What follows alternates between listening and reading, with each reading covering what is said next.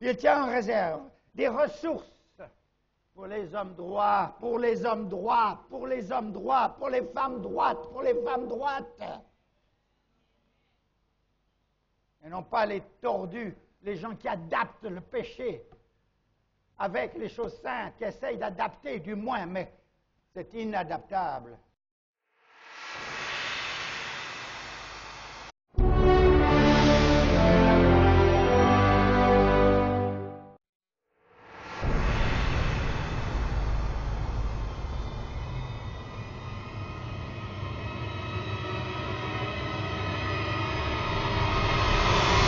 Bien-aimés, c'est l'heure du choix.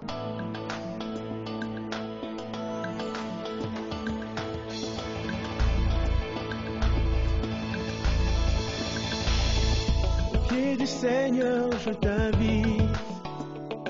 Viens pas au dehors. Écoutez Viens propre la au dehors. parole Mais à l'intérieur, il y a des éternelle, ossements, il y a de la car c'est- pourriture, il y a toutes sortes de choses là. C'est l'heure du choix. C'est l'heure du choix.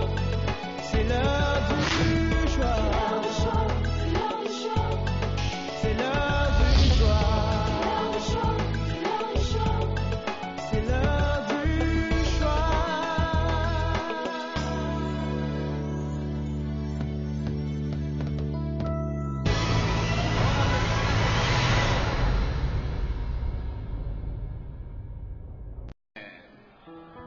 Reprenons nos places. Alléluia. Alléluia.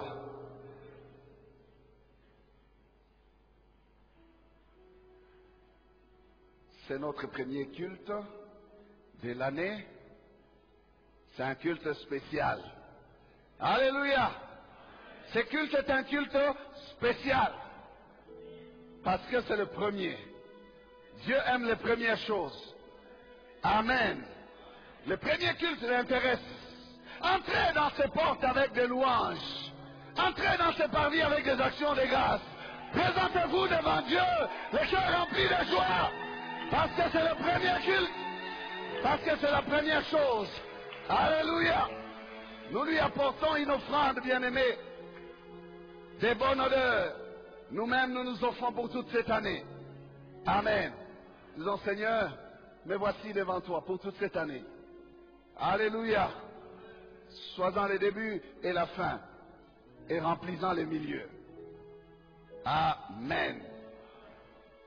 Nous vous saluons, vous tous qui nous suivez sur les médias, par Internet, où que vous soyez, que la grâce, la paix et l'amour de notre Dieu vous comblent.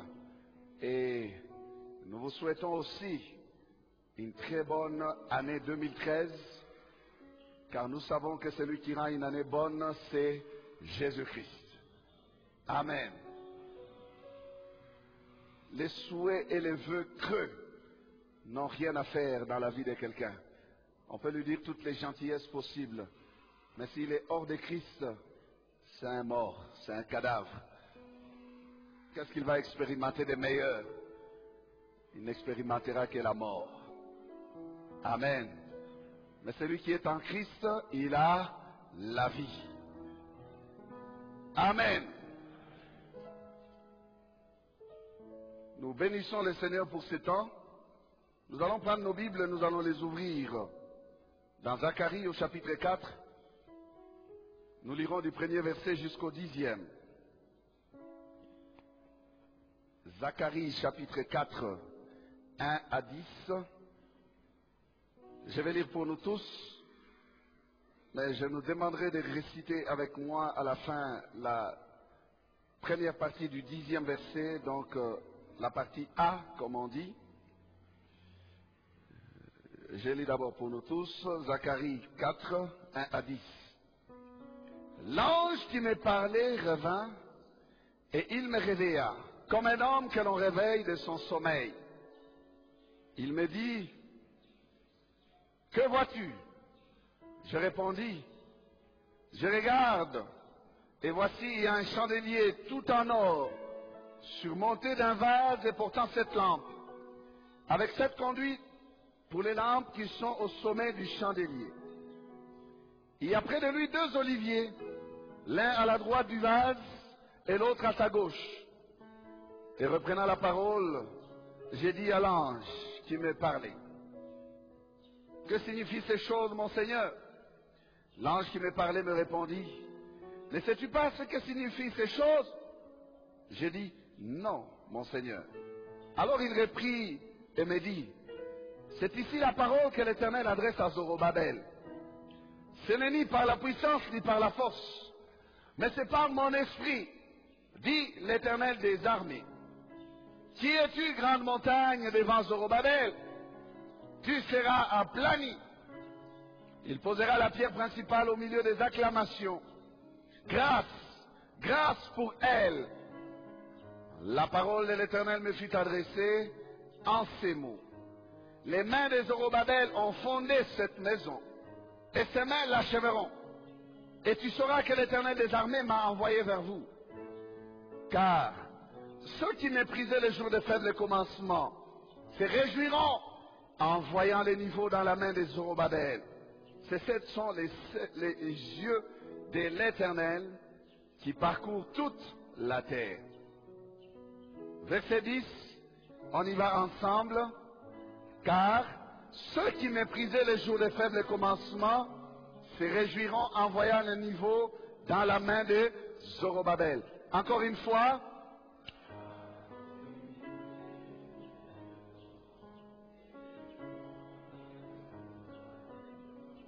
Amen. Bon appétit. Le verset que nous venons de réciter là, c'est le verset qui va nous accompagner cette année. Alléluia. Est-ce que nous pouvons acclamer ce verset-là? La parole de Dieu. Alléluia.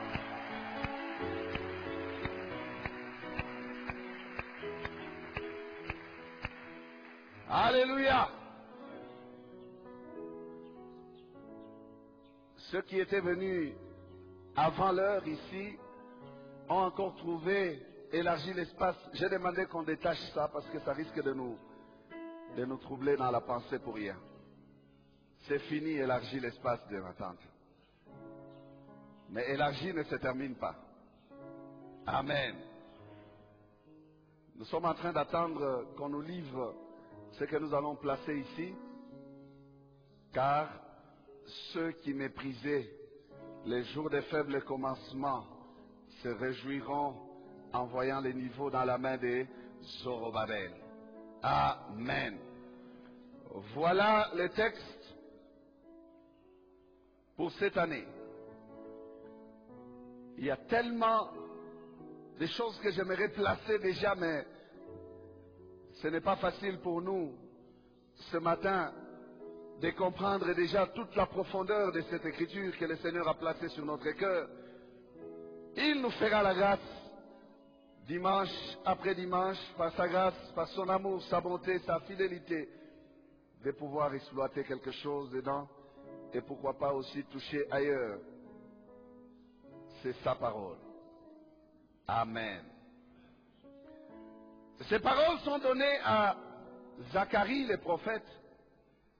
Et Zacharie est ainsi l'instrument par lequel le Seigneur donne ses paroles à son peuple. Mais dans ce chapitre 4, ces paroles s'adressent au peuple, il est vrai, mais ces paroles nous parlent d'un nom, Zorobabel. Il était un dirigeant politique, Zorobabel, gouverneur de Juda. C'était lui qui représentait le roi Cyrus. Pour ceux qui connaissent un tout petit peu l'histoire d'Israël, c'est par un édit signé par le roi Cyrus que le peuple juif était rentré de l'exil vers son pays. Ceux des Judas sont revenus parce que l'Éternel avait réveillé l'esprit de Cyrus pour que son peuple rentre chez lui. Et Zorobabel était gouverneur des Judas à cette époque-là. Ces noms, vous les retrouvez dans ces livres, mais vous les retrouvez aussi dans les livres d'Agé, qui sont des livres qui contenaient ou qui contiennent le message adressé au peuple en ces temps-là.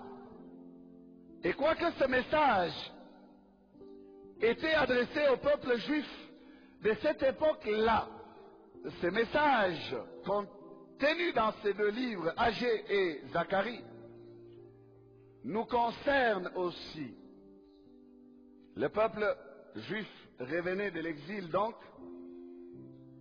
et le Seigneur était en train de les encourager à se lever et à travailler à la reconstruction de sa maison, de son temple, mais aussi de la ville, pourquoi pas. Car vous le savez, quand vous lisez ceux qui étaient rentrés comme nous les voyons dans les livres de Néhémie, ils se sont appliqués à reconstruire les murailles de Jérusalem. Mais avec Zorobabel, nous voyons plus des encouragements du Seigneur pour qu'il s'occupe à la reconstruction du temple. Le nom de Zorobabel signifie le rejeté de Babel. Le rejeté de Babel ou de Babylone. Le rejeté.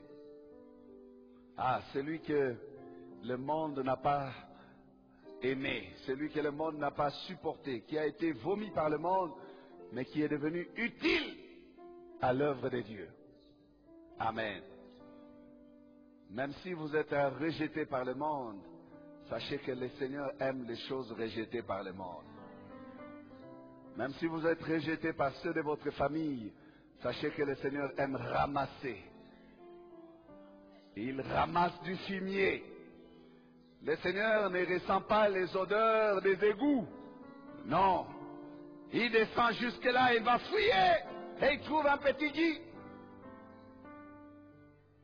Mettez votre nom. Et il trouve qui? Et il trouve qui? Et il trouve un petit Guy. Il va fouiller dans les fumiers et il trouve qui? Oh, comment vous n'êtes pas branchés? J'ai dit, mettez votre nom. Le Seigneur aime les choses rejetées. Il va descendre dans les égouts et il trouve un petit Guy. Pourquoi tu n'as pas parlé? Pourquoi tu n'as pas parlé? Pourquoi tu n'as pas parlé? Pourquoi tu n'as pas parlé? Le Seigneur ne t'a pas ramassé? Vous savez, bien-aimés, ceux que Dieu a ramassés sont très attachés à Dieu. Mais ceux qui ont été sauvés devant la télécommande, assis comme ça, ils n'ont rien à faire dans la maison de Dieu. Ils n'ont jamais connu les dangers. Ils n'ont jamais frôlé le sida. Est-ce que je parle à quelqu'un? Ils n'ont jamais connu les affres du péché. Ils n'ont jamais senti l'odeur de la mort. Alors ils ne connaissent pas d'où le Seigneur les a tirés. Mais ils sont heureux. Ceux qui, quand ils vivent, ils disent: je vis par la grâce de Dieu. Je tiens parce que Dieu m'a ramassé. Je tiens parce que Dieu m'a sauvé. Je tiens parce que Dieu m'a aimé. Je tiens parce que Dieu. Je tiens parce que Dieu. Oh, sans toi, Seigneur, qui serais-je? Vous êtes-vous déjà posé la question de savoir, sans toi, Seigneur, qui serais-je?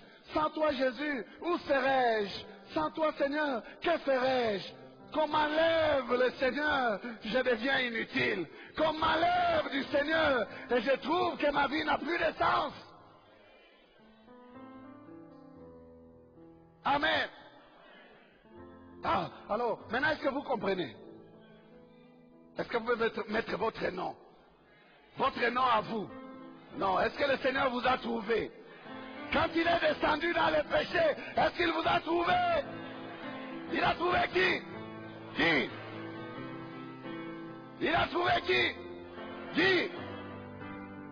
Ah, il y a quelqu'un qui ne parle pas encore. J'aimerais t'entendre ce matin. Il a trouvé qui? Que le Seigneur te bénisse. Il t'a trouvé. Alors cette année, attache-toi au Seigneur. Attache-toi au Seigneur. Amen. Que ça monte ou que ça descende avec Jésus. Que ça aille à gauche ou à droite avec Jésus. Ne bouge pas. Amen. Si tu demeures en moi, je demeurerai en toi. Amen. Ne bouge pas. Ne bouge pas. Alors ces choses réchauffent mon cœur. Elles réchauffent mon cœur. Bien-aimé, où pouvons-nous nous cacher? En cette année nouvelle, où pouvons-nous nous cacher? Dans les ténèbres des boîtes de nuit? Où voulez-vous vous cacher, mon frère? Vous voulez continuer avec les mauvaises habitudes de 2012?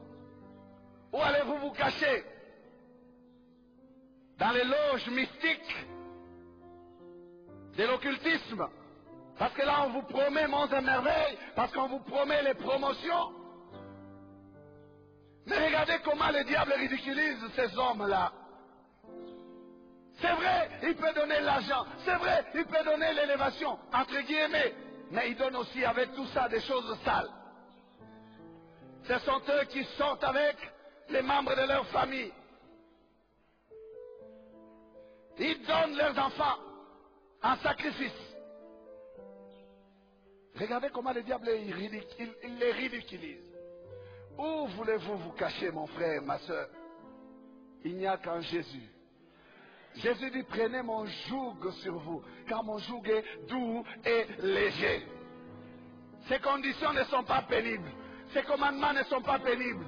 Parce que nous faisons ce qui lui est agréable. Amen. Mais le diable, c'est le champion du ridicule. Un papa avec un gros ventre. Mais il lui dit, à minuit, tu sors nu et tu sautes 14 fois.